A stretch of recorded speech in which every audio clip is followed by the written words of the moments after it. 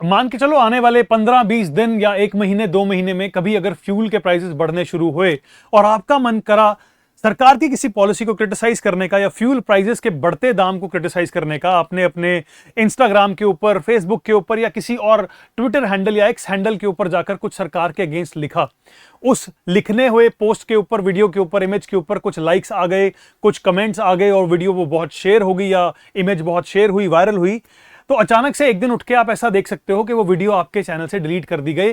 आपको पता भी नहीं होगा हुआ क्या है, but suddenly that content is no more there. Yes, this is very much possible now with the draft IT second amendment rules of 2026। इस वीडियो में डिटेल में चर्चा करेंगे कि टाइमलाइन क्या है ऐसे इवेंट्स की, कैसे ये अमेंडमेंट रूल्स की बातचीत हुई है, इसकी अमेंडमेंट को अंडरस्टैंड करेंगे, इसके साथ जुड़ते हुए कंसर्न्स को अंडरस्टैंड करेंगे, कॉन्स्टिट्यूशनल डायमेंशंस क्या है वो भी अंडरस्टैंड करेंगे और एक प्रैक्टिस क्वेश्चन भी देखेंगे कि जीएस3 इंटरनल सिक्योरिटी में या फिर पॉलिटी के अंदर किस प्रकार का एक सवाल आईटी अमेंडमेंट रूल्स को लेकर आ सकता है। सबसे पहले बातचीत यह भी करनी जरूरी है कि संविधान में, कॉन्स्टिट्यूशन में फंडामेंटल राइट है आप सबके पास, मेरे पास, हम सबके पास, हमारे पास freedom of speech and expression है, गारंटीड बाय आर्टिकल 19(1)(a), जो कि बोलता है कि मैं कुछ भी चाहूं मैं एक्सप्रेस कर सकता हूं अपने आप को, चाहे सरकार की पॉलिसी के अगेंस्ट, चाहे सरकार की पॉलिसी को सपोर्ट करते हुए। But there are reasonable restrictions which are mentioned under article 19 sub clause 2, जिसमें बोला गया कि मैं ऐसा कुछ नहीं बोल सकता हूं जो देश की सॉवरेनिटी को नुकसान पहुंचाए, इंटेग्रिटी को नुकसान पहुंचाए, या फिर हमारे रिश्ते किसी फॉरेन कंट्री के साथ खराब करे, या फिर मैं कुछ ऐसा नहीं बोल सकता हूं जिसके कारण कोई क्रिमिनल ऑफेंस जो है या क्रिमिनल कोई वारदात है वो आगे चल के वो बड़ी हो जाए या उसके कारण मेरे कहने से इंसाइट हो जाए लोग। इन दैट केस, बट ये बात तो क्लियर है कि मैं जो चाहूं बोल सकता हूं, बट अगर सरकार मेरे को बोलने ही ना दे। देखिए, इंडिया के अंदर 900 मिलियन से भी ज्यादा इंटरनेट यूजर्स हैं आज की डेट में। हमारे कंट्री में सोशल मीडिया एक्सप्लोड हुआ है, और वो क्यों एक्सप्लोड हुआ है? क्योंकि आज तक जो नागरिक हैं, सिटीजंस हैं, they have always been free, कभी भी कोई भी कुछ भी एक्सप्रेस कर सकता है। बट क्या आप जानते हैं कि इस अमेंडमेंट रूल्स के बाद शायद आपको भी, मुझे भी एक मीडिया हाउस की तरह ट्रीट किया जा सकता है। मतलब मैं अगर ऐसा कुछ भी पोस्ट करता हूं जो कि सरकार को शायद अगर ना ठीक लगे, सरकार को अगर मैंने क्रिटिसाइज किया और गवर्नमेंट को वो ना ठीक लगे, तो बिना किसी कोर्ट ऑर्डर के, बिना किसी प्रोसीजर के, सिर्फ एक एग्जीक्यूटिव ऑर्डर के थ्रू मेरा वो कंटेंट बिना मुझे बताए डिलीट करवाया जा सकता है। जी हां, इस वीडियो में ऐसे ही प्रावधानों की हम डिस्कशन करेंगे। It's a very important article. ये पॉलिटी के लिए, गवर्नेंस के लिए, इंटरनल सिक्योरिटी के लिए, मल्टीपल डायमेंशंस के लिए बड़ा इंपॉर्टेंट आर्टिकल है। हम एक मेंस का क्वेश्चन भी प्रैक्टिस करेंगे, तो वीडियो को एंड तक जरूर देखना। इसका जो पर्टिकुलर मेंस क्वेश्चन का मॉडल आंसर होगा वो राज मल्होत्रा आईएएस चैनल के, टेलीग्राम चैनल के अंदर मैं पीडीएफ शेयर करूंगा, वहां पर आपको वो देखने को मिलेगा। पहली चीज, सबसे बेसिक चीजें कुछ डिस्कस करते हैं about IT act. IT act आप जानते हैं देश का एक लौता एक्ट है जो कि सारे इंफॉर्मेशन टेक्नोलॉजी को गवर्न करता है, सोशल मीडिया को गवर्न करता है, गेमिंग एप्स को गवर्न करता है, ओटीटी प्लेटफॉर्म्स को गवर्न करता है। बहुत भारी भरकम एक्ट है ये, 2000 साल के अंदर आया था। सो इट बिगैन और it was enacted in the year 2000। उस समय पर बहुत नया एक्ट था। जब ये नया एक्ट आया था, इसके अंदर सेक्शन 79 डाला गया था। सेक्शन 79 ने सेफ हार्बर प्रोटेक्शन दी थी प्लेटफॉर्म्स को। प्लेटफॉर्म्स कौन कौन से? जैसे ही हम किसी भी सोशल मीडिया प्लेटफॉर्म की बात करते हैं, जैसे कि इंस्टाग्राम हो गया, जैसे कि फेसबुक हो गया, जैसे कि व्हाट्सएप हो गया, या फिर कुछ भी XYZ ऐसा प्लेटफॉर्म, तो इन सारे के सारे प्लेटफॉर्म्स को सेफ हार्बर प्रोटेक्शन दी गई थी। माना गया था कि ये मेयर प्लेटफॉर्म्स हैं, इनकी गलती नहीं होगी। अगर कोई अनलॉफुल कंटेंट इनके ऊपर डला तो इनकी गलती नहीं होगी। They will be protected, they will be looked at as intermediaries.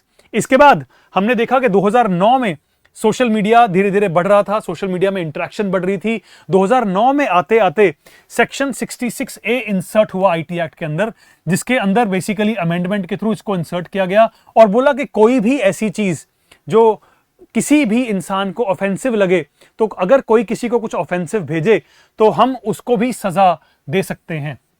But later जब हमने देखा मार्च 2015 में बड़ा फेमस केस आया, Shreya Singhal versus union of India case.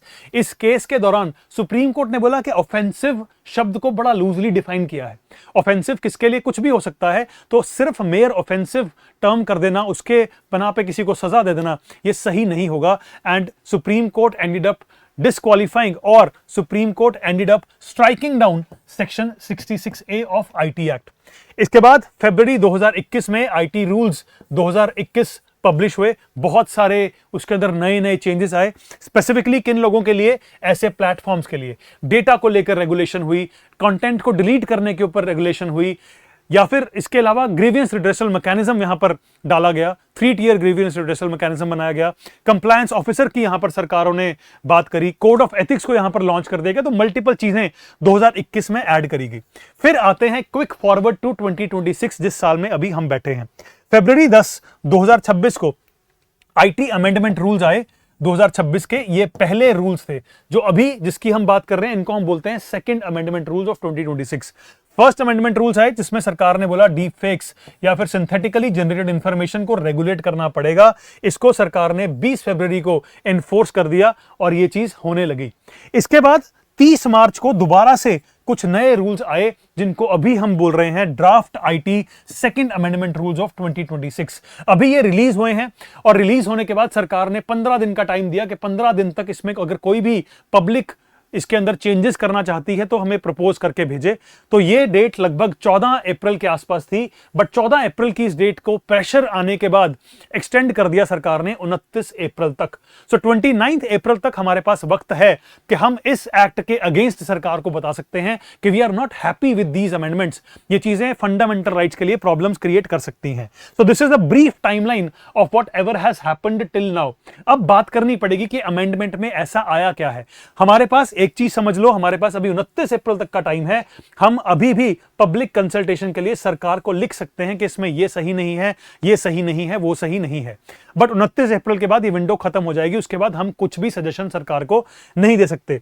आज की डेट में ये जो ड्राफ्ट अमेंडमेंट बिल है ये कहती क्या है, हम चाहते क्या है, इसके अंदर नई चीजें ऐसी हैं क्या जो कि कंसर्न्स किसी तरह से लग सकते हैं। पहली चीज, ये लेटेस्ट अमेंडमेंट्स आई हैं, सेकंड अमेंडमेंट्स आई हैं, इसमें कुछ प्रपोज्ड चेंजेस हैं। There are some proposed changes जो कि ministry of electronics and information technology ने रिसेंटली पब्लिश करे हैं।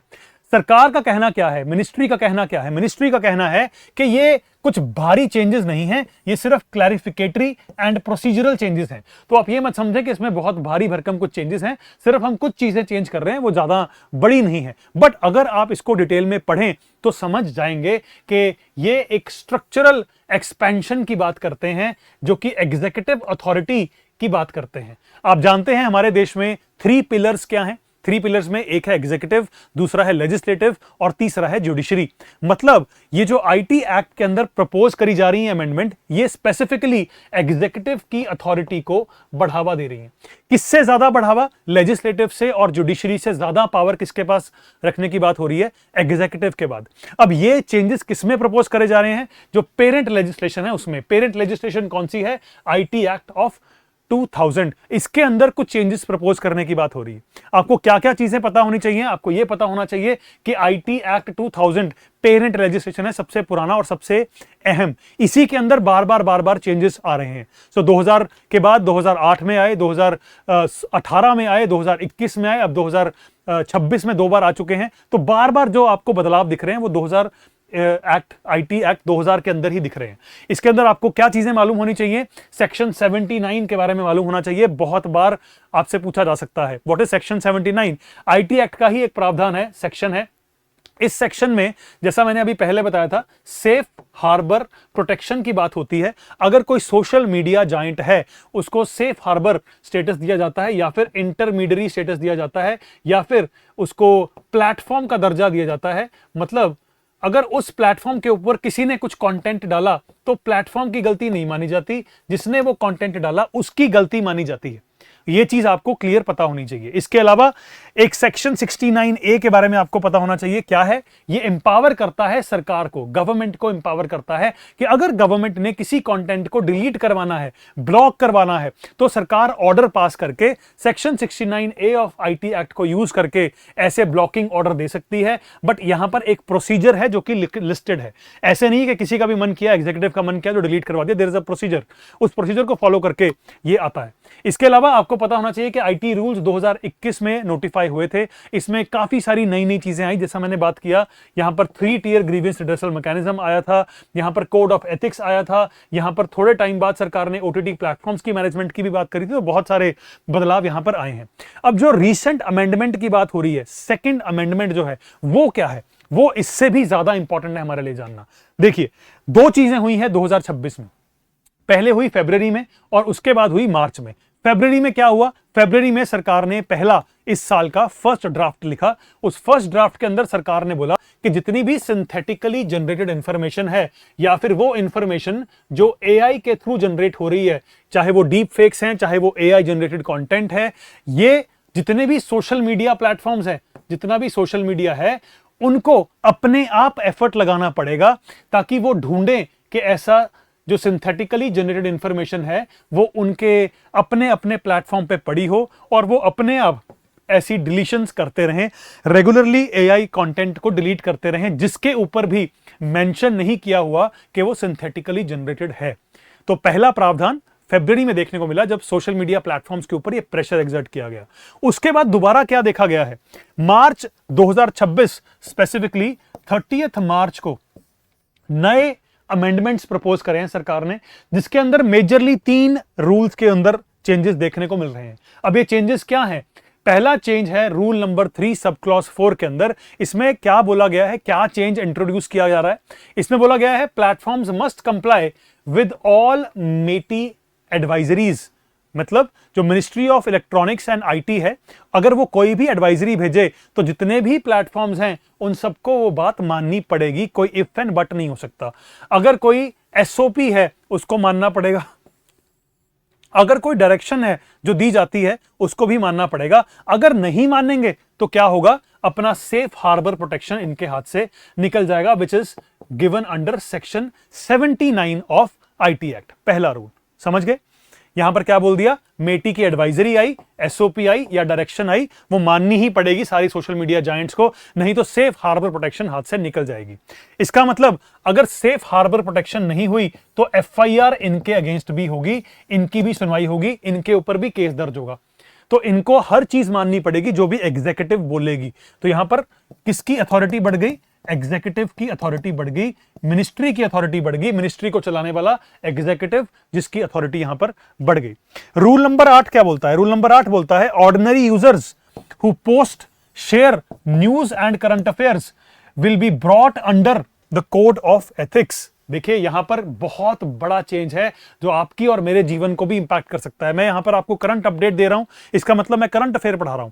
अगर आप किसी सरकार के करंट अफेयर या करंट कोई खबर को डिस्कस करते हैं, that also is current affair. मतलब चाहे वो आप हो चाहे वो मैं हूं, कोई भी ऑर्डिनरी यूजर, अगर वो मीडिया हाउस नहीं भी है, अगर वो ऑर्डिनरी यूजर है आपके मेरे जैसा, वो भी कोड ऑफ एथिक्स के अंदर आएगा। मतलब अगर मेरे कंटेंट को भी सरकार डिलीट करना चाहती है, मुझे बिना बताए, मेरे साथ बिल्कुल डिस्कशन किए बिना, किसी कोर्ट के ऑर्डर हुए बिना, किसी क्रिमिनल प्रोसीजर के अगेंस्ट मेरे को सिर्फ चुपचाप मेरे सोशल मीडिया पे से मेरे कंटेंट को डिलीट किया जा सकता है। No explanation, no discussion, only silence. सिर्फ और सिर्फ अपनी मर्जी, एग्जीक्यूटिव की अथॉरिटी को एक्सरसाइज किया जा सकता है। रूल नंबर 14 क्या बोलता है? Inter departmental committee can now examine any matter referred by ministry of information and broadcasting. तो एक इंटर डिपार्टमेंटल कमेटी बन सकती है, वो देख सकती है अगर ministry of information and broadcasting को कोई चीज डिस्कस करनी है तो ये कमेटी खुद डिसाइड करेगी कौन इसका पार्ट होगा, कौन नहीं होगा, वो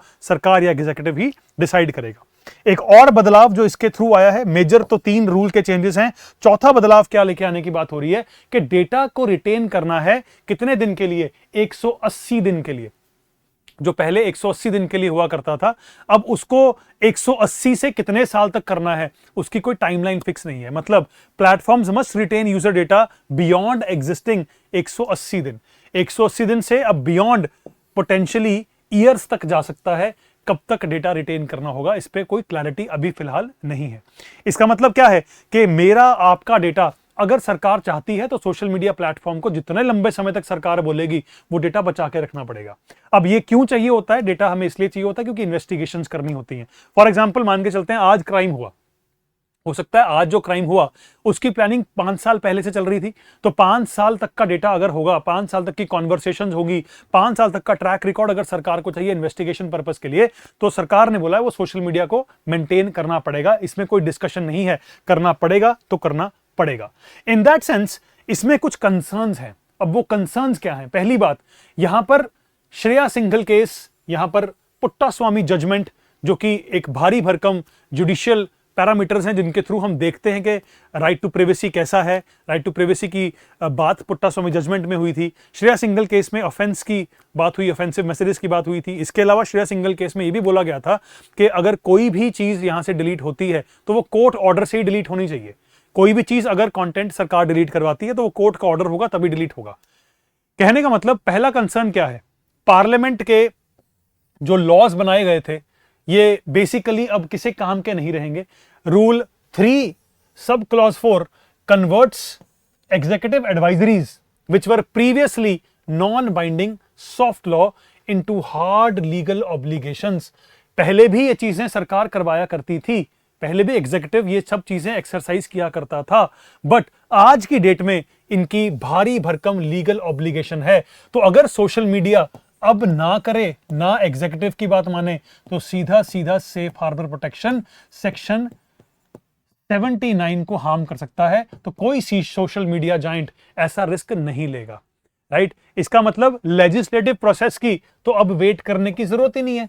लेजिस्लेटिव प्रोसेस का तो कोई काम ही नहीं रहा। आईटी एक्ट को इस प्रकार बदल दिया गया है कि एग्जीक्यूटिव के कहने से ही कंटेंट डिलीट हो जाएगा। This risks undermining the constitutional principle that delegated legislation must stay within the boundaries of its parent statute। इसके अलावा ओवर सेंसरशिप हो सकती है इससे। क्यों? क्योंकि अब पावर किसके हाथ में आ जाएगी? एग्जीक्यूटिव के हाथ में आ जाएगी। और अगर एग्जीक्यूटिव को लगता है कि मुझे ये चीज डिलीट करवानी है, इग्नोर करवानी है या फिर यहां से हटानी है, तो एग्जीक्यूटिव के ऑर्डर से ही डेटा आराम से डिलीट कर दिया जाएगा। इन दैट सेंस तो वाइड स्टेट हार्बर प्रोटेक्शन को इंश्योर करने के लिए सोशल मीडिया जॉइंट्स जो भी चीज एग्जीक्यूटिव बोलेगा आराम से रिमूव करना शुरू कर देगी, and causing it will cause over censorship rather than targeted moderation. तो आपने क्या बोलना है, मैंने क्या बोलना है, उस हद तक भी सरकारें जा सकती हैं, एग्जीक्यूटिव्स जा सकते हैं। This will have a chilling effect on the idea of free speech. हम बात करते हैं आर्टिकल 19 1 और ए में, जिसमें हम बोलते हैं freedom of speech and expression that will be directly undermined. अब हर चीज जो होगी उसकी ऑब्लिगेशंस होंगी। जो भी मुझे बोलना है मैं सोच के बोलूंगा, ताकि ऐसा ना हो मैं सरकार के अगेंस्ट कुछ बोल बैठूं और फिर वो सरकार उसको सेंसर कर दे, डेटा को डिलीट कर दे। मैं उस चक्करों से डरूंगा and my free speech will be hampered. Data retention क्या होगा? अब डेटा रिटेंशन में कुछ क्लियर नहीं है। 180 दिन का डेटा था पहले, आज की डेट में वो बढ़ गया है। अब जितना डेटा बढ़ गया है हमें नहीं पता क्या सरकार उस डेटा को मैनेज ढंग से कर पाएगी, सोशल मीडिया कंपनीज क्या उस डेटा को अच्छे से मैनेज कर पाएंगी। ऐसा तो नहीं कहीं सोशल मीडिया कंपनीज के ऊपर भी अटैक होने लगे और हमारा डेटा गया, end of the day it will be our loss. Data breaches हो सकते हैं और सारी परेशानियां से हमें गुजरना पड़ सकता है। बहुत कम कंसल्टेशन पीरियड दिया गया था, सिर्फ 15 दिन का, और 15 दिन का ये जो समय है अब 29 अप्रैल को खत्म हो जाएगा। उसके बाद हम कुछ नहीं चेंज करवा पाएंगे इस पर्टिकुलर अमेंडमेंट के अंदर। तो टाइम पीरियड बहुत कम दिया। ये सारे अंडरलाइंग कंसर्न्स हैं। तो जब आप इस आर्टिकल को पढ़ते हो, वैसे तो मैं रिकमेंड करूंगा कि अब ये सारी अंडरस्टैंडिंग लेने के बाद आर्टिकल को अब दोबारा से एक बार पढ़ना, नजर मारना, आपको एक एक शब्द उस आर्टिकल का समझ आएगा क्या क्या इंपॉर्टेंट है। अगर हम पॉलिटी पर्सपेक्टिव से देखें तो पॉलिटी पर्सपेक्टिव से article 19(1)(a freedom of speech and expression important हो जाता है। इसके ऊपर हम बोल रहे हैं कि कंसर्न पैदा हो रहा है, सेल्फ सेंसरशिप की बात हो रही है, रीजनेबल रिस्ट्रिक्शंस के बारे में आपको पता होना चाहिए, आर्टिकल 19(2) में क्या मेंशन्ड है, आपको सेफ हार्बर प्रोटेक्शन के बारे में पता होना चाहिए which is section 79 of IT act. आपको श्रेया सिंघल केस ऑफ 2015 के बारे में आइडिया होना चाहिए, अगर नहीं है तो इसके बारे में पढ़ना, मुझसे कमेंट सेक्शन में पूछना, मैं एक्सप्लेन कर दूंगा। सेपरेशन ऑफ पावर्स के बारे में आपको आइडिया होना चाहिए, प्रेम्बल में क्या लिखा है, संविधान में क्या लिखा है और कैसे उसको इंटरप्रेट किया जा रहा है, कैसे एग्जीक्यूटिव ऑर्डर उसमें से निकलेगा। राइट टू प्राइवेसी के बारे में आपको आइडिया होना चाहिए, आर्टिकल 21 पुट्टास्वामी जजमेंट के बारे में 2017 आपको मालूम होना चाहिए। विद दिस इंटायर आर्टिकल ये सब चीजें दोबारा सरफेस हो जाती हैं, आपको इन सब के बारे में नॉलेज होनी चाहिए। प्रैक्टिस क्वेश्चन, एक क्वेश्चन लिख के देखना, अगर आपको मेंस में सवाल आता है कि digital platforms are both a tool for national security and a space for free speech. ठीक है जी, डिजिटल प्लेटफॉर्म्स एक टूल है नेशनल सिक्योरिटी के लिए, एट द सेम टाइम एक स्पेस प्रोवाइड करते हैं सिटीजन्स को फ्री स्पीच के लिए।